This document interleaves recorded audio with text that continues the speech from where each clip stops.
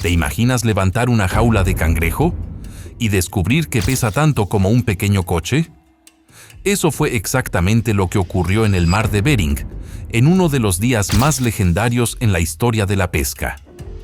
Un día que ningún marinero ha olvidado. El día en que un barco consiguió la captura más grande, jamás vista en estas aguas heladas.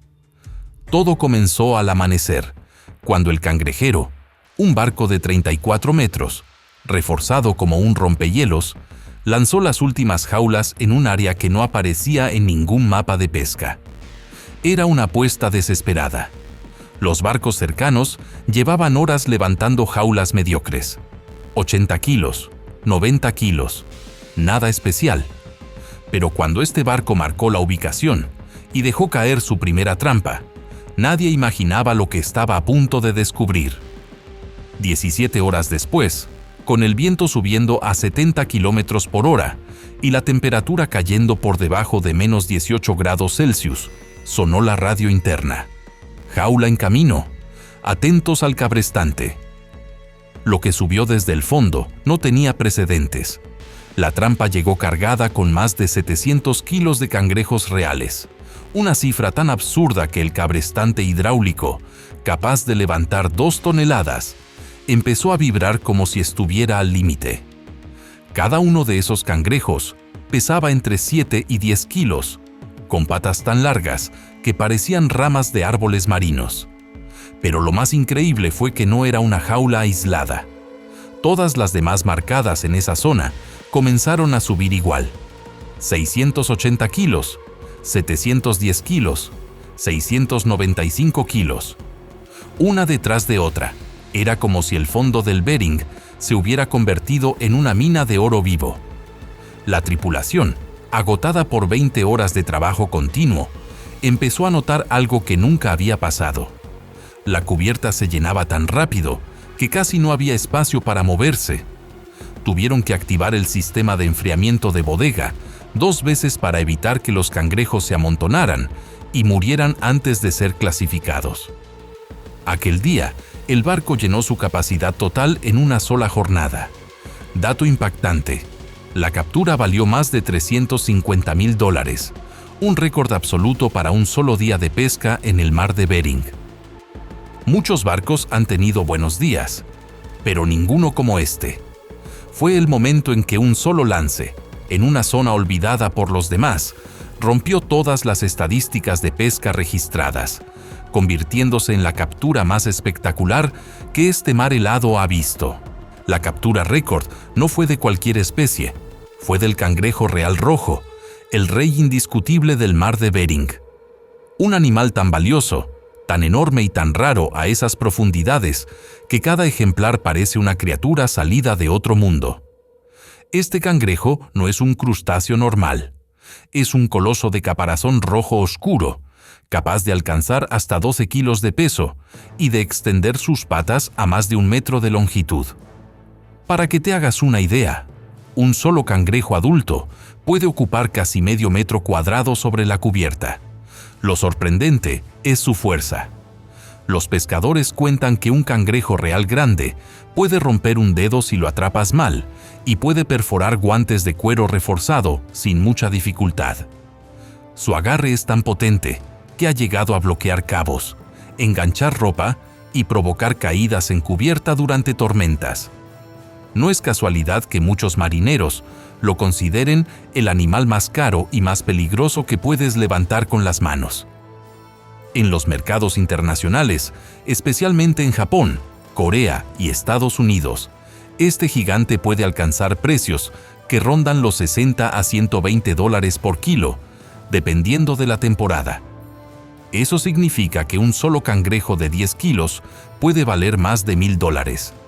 Y si un barco llena una bodega con toneladas de ellos, estamos hablando de una fortuna flotante.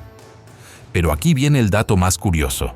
En ciertos años, los científicos han encontrado ejemplares tan grandes, superando los 14 kilos, que no pudieron clasificarlos dentro de las estadísticas oficiales, porque simplemente no entraban en los contenedores estándar de medición. En otras palabras, eran demasiado enormes para los equipos de registro. El día de la captura récord, los cangrejos mostraban características de un banco súper maduro, coloración intensa, caparazones espesos y patas de más de 1 metro. Era como si el barco hubiera encontrado la colonia de gigantes perfecta, justo en el momento en que la mayoría de barcos estaban buscando en los lugares equivocados.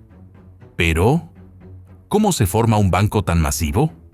¿Y por qué ese barco fue el único que lo encontró? Ahí empieza el siguiente punto. La captura récord del mar de Bering no habría sido legendaria si no fuera por un detalle que dejó incluso a los veteranos sin palabras: el peso absurdo de las jaulas. No estamos hablando de una buena jornada. No estamos hablando de una trampa llena. Estamos hablando de las jaulas más pesadas jamás izadas en la historia moderna del Bering. Normalmente, una buena jaula de cangrejo real puede traer entre 150 y 250 kilos. Una jaula espectacular puede llegar a 350 o 400 kilos. Pero lo que subió ese día rompió todas las normas. La primera jaula superó los 700 kilos. La segunda marcó 695 kilos. La tercera, lo que nadie esperaba, alcanzó los 720 kilos. Para que te hagas una idea visual, cada jaula pesaba lo mismo que una moto grande, más 3 personas adultas encima. El cabrestante hidráulico del barco, una máquina diseñada para levantar hasta 2 toneladas sin sufrir, empezó a emitir un sonido que la tripulación nunca había escuchado. Una vibración profunda, como si el metal estuviera pensando si aguantar o no. Los pescadores tuvieron que redoblar las precauciones. Una jaula tan pesada que llega a cubierta puede convertirse en un martillo de acero. Si una ola sacude el barco en el momento equivocado, esa masa de 700 kilos puede romper barandillas, volcar equipos o aplastar a un marinero en una fracción de segundo. Lo más sorprendente es que el fenómeno no se dio por azar. Según los biólogos marinos, estas cargas gigantes solo se producen cuando los cangrejos se agrupan en densidades extremas, superando los 80 individuos por metro cuadrado. Es como encontrar un enjambre de cangrejo real, algo tan raro que solo ocurre cuando la temperatura del fondo baja justo al límite. Las corrientes empujan grandes bancos hacia zonas profundas y coincide con la migración anual hacia zonas de desove. Ese día, todos esos factores se alinearon y el barco cayó justo en el epicentro del banco perfecto. Lo más curioso ocurrió al revisar el GPS. La zona no estaba marcada en ningún historial previo, lo que significa que esa concentración gigantesca se había formado relativamente rápido. Y si ese barco no hubiera llegado en ese momento exacto, quizá nadie la habría descubierto jamás. Una captura así no solo rompe récords, cambia la economía del barco en cuestión de horas. Para que un barco levante jaulas de 700 kilos, no basta con suerte. Tiene que encontrarse con algo tan extraño, tan excepcional, que incluso los científicos del Bering lo llaman el banco perfecto. Un fenómeno que aparece pocas veces en una década y desaparece igual de rápido. Ese día, el fondo del mar de Bering se convirtió en una alfombra viviente de cangrejos reales. Los radares mostraban una imagen que muy pocos capitanes han visto en su vida. Una mancha densa, sólida, que parecía una montaña bajo la superficie. Pero no era una montaña, era un megabanco de cangrejos, probablemente formado por decenas de miles de individuos moviéndose al mismo tiempo. ¿Por qué se forman estas aglomeraciones tan enormes? Los expertos coinciden en 3 factores. Cada cierto tiempo, miles de cangrejos adultos inician una migración hacia zonas más profundas para prepararse para el desove.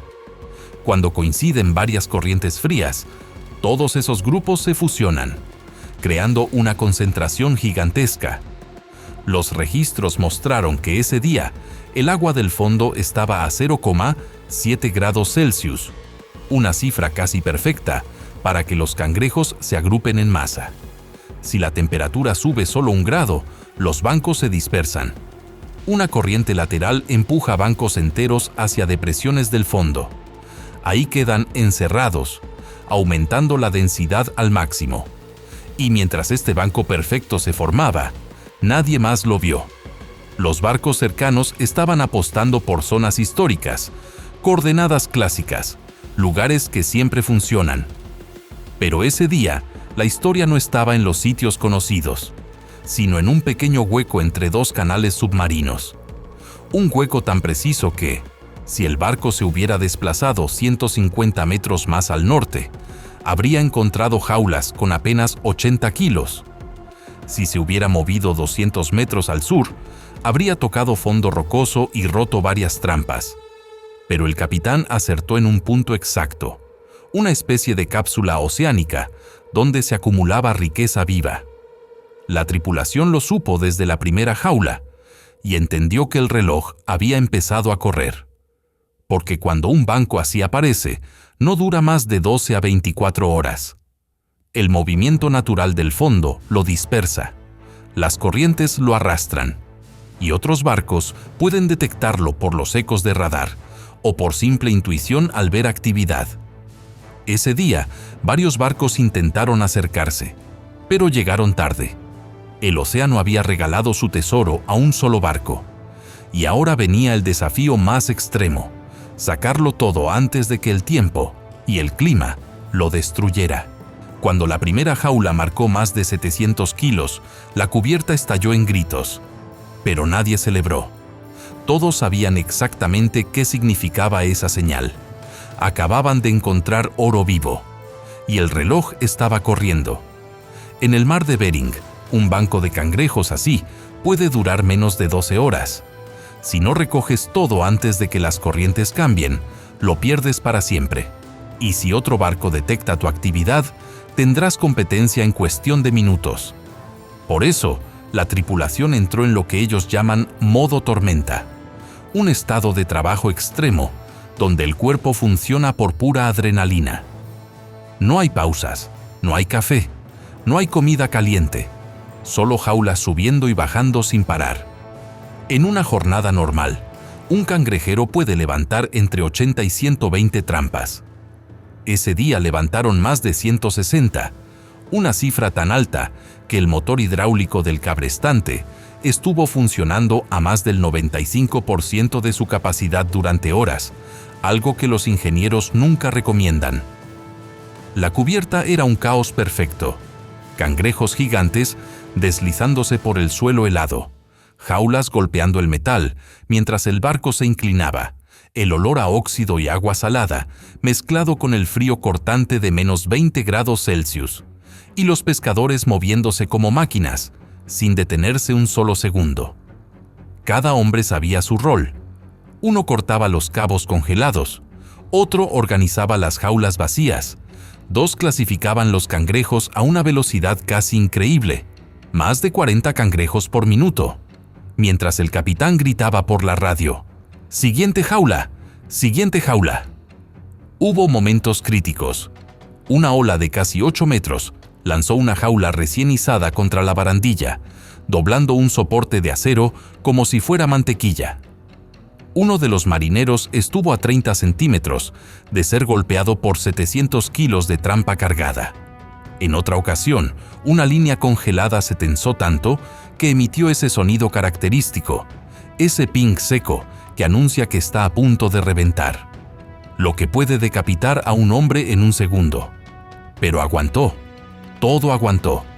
La tripulación estuvo 20 horas seguidas, trabajando sin descanso real. 20 horas en las que quemaron más calorías que un atleta profesional. 20 horas donde la única prioridad era sacar todo lo posible antes de que el océano cambiara de humor. Y todo ese esfuerzo tenía una razón muy clara. Lo que estaban cargando no era solo cangrejo, era dinero, mucho dinero. Cuando un barco del mar de Bering encuentra un banco perfecto, no está pescando cangrejos, está pescando dinero vivo. Y aquella jornada fue tan absurda, tan fuera de toda estadística, que los números parecían de un casino flotante. Primero los datos. Cada jaula traía entre 680 y 720 kilos de cangrejos reales, con un promedio histórico de 8 a 10 kilos por ejemplar. Eso significa que cada jaula podía contener entre 80 y 90 cangrejos gigantes, todos del tamaño que los mercados japoneses pagan a precio de oro. Y no estamos hablando de un lote aislado, sino de más de 160 jaulas así. Cuando el barco terminó de cargar, la bodega estaba al límite. Los sensores de peso marcaban una cifra que casi ningún cangrejero alcanza en una temporada completa. Casi 55,000 kilos de cangrejo real. Ahora viene el golpe de realidad. El precio del kilo aquel año rondaba entre 60 y 110 dólares, dependiendo del mercado y del tamaño. Los ejemplares de ese banco eran todos grandes, casi perfectos, así que el precio se disparó hacia la parte alta. La operación de un solo día generó una cifra que todavía se comenta en los muelles de Dutch Harbor: cerca de 350,000 y 420,000 dólares en 20 horas. Un barco haciendo esa cantidad en un día es como un minero encontrando una veta que cambia su vida. La tripulación, que cobra en proporción directa a la captura total, también vivió su propio récord. Los marineros novatos se llevaron entre 30,000 y 40,000 dólares. Los veteranos superaron los 50,000. El capitán cerró el viaje con un ingreso cercano a los 180,000 dólares, por un solo banco. Dato curioso: el sistema de refrigeración del barco tuvo que ser activado 2 veces para evitar que los cangrejos empezaran a morir por aplastamiento. Si el barco hubiese tenido 10 jaulas más, habría tenido que parar forzosamente. No por falta de tiempo, sino porque ya no había ni un centímetro libre. Ese nivel de captura no solo da dinero, te da reputación, te da historias, y convierte al barco en una leyenda entre los demás cangrejeros. Pero no todos los barcos podrían haberlo logrado. Para levantar esa cantidad y sobrevivir al mar helado, necesitas algo más que suerte. Necesitas un barco hecho para resistir lo imposible. Una captura tan grande no la logró un barco cualquiera. Fue mérito de un auténtico tanque flotante, un cangrejero construido para sobrevivir en un mar donde incluso los gigantes pueden quebrarse en dos. El barco medía 34 metros de eslora, pero su tamaño engañaba. Debajo de su cubierta había una estructura más parecida a la de un buque militar que a la de un pesquero. Sus placas de acero tenían más de 20 milímetros de grosor, reforzadas con costillas internas, diseñadas para absorber impactos equivalentes a choques de vehículos a 80 kilómetros por hora. Su motor principal era una bestia de más de 2,000 caballos de potencia, capaz de mantener empuje, incluso cuando las olas golpeaban la proa como martillos de agua. ¿Por qué era tan importante eso? Porque para levantar jaulas de 700 kilos, el barco debe mantenerse estable, sin girar, sin perder fuerza, sin inclinarse demasiado. Si no lo hace, una sola ola puede convertir una operación rutinaria en una tragedia. La cubierta estaba equipada con uno de los cabrestantes hidráulicos más potentes disponibles para barcos de esa clase. Su capacidad superaba las 2 toneladas, algo absolutamente necesario cuando se trabaja con jaulas de acero pesadísimas y potencialmente congeladas. Si hubiera sido un cabrestante más pequeño, jamás habría aguantado esa carga durante 160 izadas seguidas. Pero lo más importante no era la maquinaria, sino la bodega. Este barco podía almacenar hasta 60 toneladas de cangrejo vivo, distribuidas en compartimentos refrigerados que mantenían el agua fría y oxigenada. La mayoría de barcos más pequeños habrían tenido que regresar a puerto después de la jaula número 50. Este no. Este estaba preparado para seguir hasta que el banco desapareciera. La tripulación también marcó la diferencia. Hombres con más de 150 temporadas combinadas en el Bering, capaces de detectar una mala maniobra con solo sentir la vibración del casco. Uno de ellos, el contramaestre, tenía una habilidad casi legendaria para leer el sonar, Era capaz de distinguir entre un banco común y un megabanco, con solo ver una línea de datos en la pantalla. Y un dato curioso es que este barco tenía una superstición. Cada temporada, antes de la primera salida, el capitán dejaba una moneda de plata bajo el radar. Aquella temporada no fue la excepción, y ese año rompieron todos los récords. Pero incluso con un barco tan preparado, las condiciones ese día estaban al borde de lo imposible. El clima empeoraba, el hielo comenzaba a formarse en la superestructura y una tormenta enorme avanzaba desde el norte.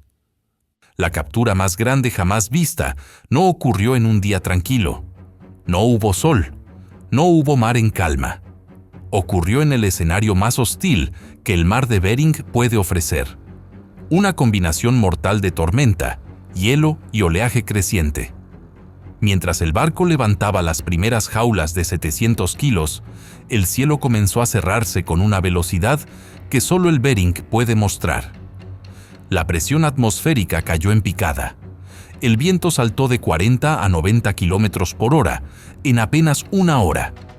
Y en el radar, el capitán vio algo que ninguno quiere ver en plena faena. Una tormenta explosiva, desplazándose a 60 kilómetros por hora, directamente hacia ellos. A medida que el viento aumentaba, las olas empezaron a levantarse hasta superar los 8 metros, golpeando la proa con la fuerza de un camión a toda velocidad. Cada impacto hacía vibrar el casco entero, y la tripulación tenía que ajustar su equilibrio, como si caminara sobre una cuerda floja. Pero lo peor no eran las olas, era el hielo. A los menos 18 grados Celsius de esa tarde, cada gota que salpicaba la cubierta se congelaba instantáneamente. Las jaulas subían cubiertas de cristales de hielo. Los cabos se volvían rígidos como tubos metálicos. Y el barco empezó a ganar peso, sin darse cuenta. En menos de 3 horas, la superestructura había acumulado más de 2 toneladas de hielo. Si no liberaban ese peso, el barco corría el riesgo de inclinarse peligrosamente y perder estabilidad mientras levantaban carga pesada. Mientras algunos marineros clasificaban cangrejos a toda velocidad, otros subieron con hachas y palancas para romper el hielo del mástil, de las barandillas y del techo del puente. Uno de ellos, resbalando en la cubierta helada, cayó de rodillas justo cuando una ola explotó contra el casco. Si no hubiera estado sujeto con su arnés, habría terminado en el agua negra y helada. Y aún así, el capitán siguió levantando jaulas. Sabía que el banco perfecto podía dispersarse en cualquier momento. Sabía que perder una hora significaba perder decenas de miles de dólares. Y sabía que retroceder antes de tiempo significaba renunciar a la captura más valiosa de su vida. En una escena que mezcla locura y profesionalidad, el barco siguió trabajando mientras la tormenta se acercaba. El radar mostraba un muro de nubes, la cubierta temblaba, las luces parpadeaban con cada golpe del mar, el hielo seguía creciendo, y la bodega estaba llenándose más rápido de lo que nadie imaginaba. Y mientras este barco peleaba contra la tormenta, otros barcos comenzaron a darse cuenta de lo que estaba pasando. Mientras el barco seguía levantando jaulas cargadas de oro rojo, los capitanes de otros cangrejeros empezaron a sospechar. En el Bering, cuando un barco permanece demasiado tiempo en una zona, significa solo una cosa: ha encontrado algo grande. 1, 2, 3 barcos cambiaron rumbo. Los radares comenzaron a llenarse de señales. Las radios se encendieron con mensajes tensos. ¿Qué estáis levantando ahí? Mandad coordenadas. Pero ya era demasiado tarde. Cuando los primeros barcos llegaron, el banco perfecto estaba empezando a dispersarse. Levantaron jaulas de 150, 200 kilos. Nada ni remotamente parecido a los 700 kilos que aquel barco había estado sacando durante horas. La frustración fue tan grande que varios capitanes apagaron sus luces de navegación, intentando pescar a ciegas, para ver si encontraban el rastro perdido. No lo encontraron. El mar había hablado. Y la captura más grande de todos los tiempos había ido a parar a un solo barco. Con la tormenta encima, hielo en el mástil y la bodega llena hasta el límite, el capitán dio la orden final. Amarrad las últimas jaulas. Volvemos a puerto. Habían conseguido en un día lo que algunos barcos no logran en toda una temporada. Habían hecho historia. Y así terminó la jornada más increíble jamás vivida en el mar de Bering. Una tormenta imposible, un banco perfecto, jaulas de 700 kilos y un barco que se convirtió en leyenda. Ahora te pregunto a ti, ¿crees que valdría la pena arriesgar la vida por una captura así? ¿Tú lo harías? ¿Por cuánto dinero te subirías a un barco del Bering? Déjamelo en los comentarios. Nos vemos en el próximo documental.